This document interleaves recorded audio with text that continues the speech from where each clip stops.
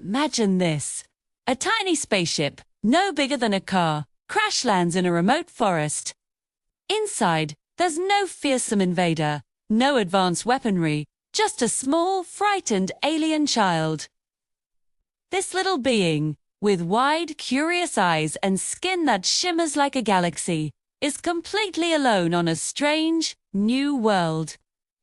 This is where our story begins. First, human to find the child isn't a soldier or a scientist, but an old, retired schoolteacher named Eleanor.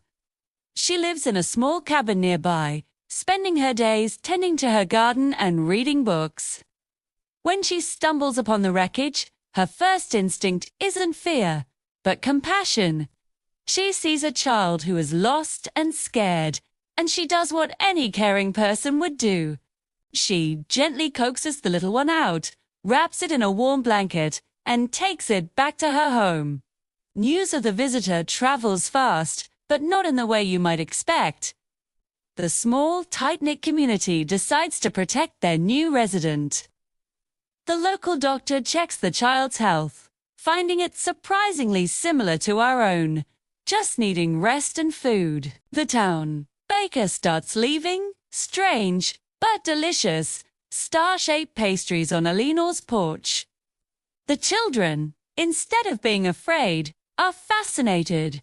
They draw pictures of constellations and leave them as gifts, trying to communicate through art.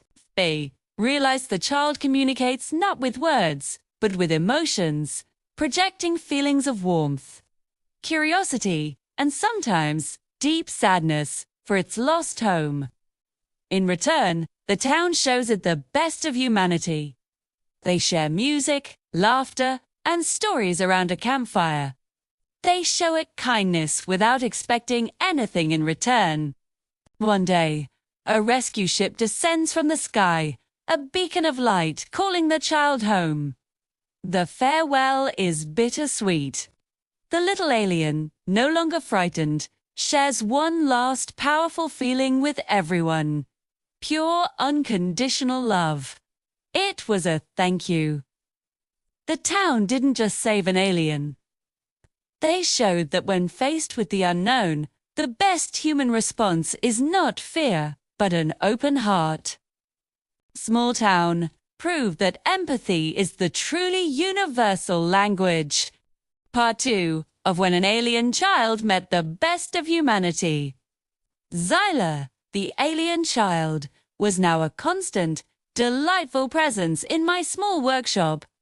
His large, obsidian eyes would follow my every move as I tinkered with old clocks and rusty gadgets. Communication was still a challenge, a mix of drawn pictures and exaggerated gestures. One afternoon, he pointed to a faded photograph on my wall, a picture of my daughter, Maria, when she was little, holding a dandelion. He tilted his head, a gesture I'd come to recognize as curiosity. I took him to the meadow behind my house.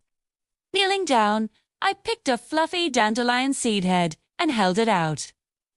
He mimicked me, his three-fingered hand surprisingly gentle. Shed have showed him how to make a wish and blow. A puff of air sent the seeds scattering like tiny parachutes in the wind. A sound escaped him then, a soft, melodic chime that I knew was his version of a laugh. We spent the rest of the day blowing dandelions, his laughter echoing through the field. That night, as I tucked him into the small bed I'd made, he handed me something, too. It was a perfectly woven basket made from glowing, fibrous reeds I'd never seen before. Inside was a single, luminescent flower that pulsed with a soft, warm light. He pointed at the flower, then at his chest, then at me. I didn't need a translator to understand. Gratitude. Friendship. It was a language that transcended stars. But our peaceful world was about to be shaken. For one evening, the sky lit up, not with stars, but with the menacing glow of an approaching vessel, much larger and darker than the one that brought Xyler here. A deep, Guttural hum vibrated through the ground, and a chilling feeling told me they weren't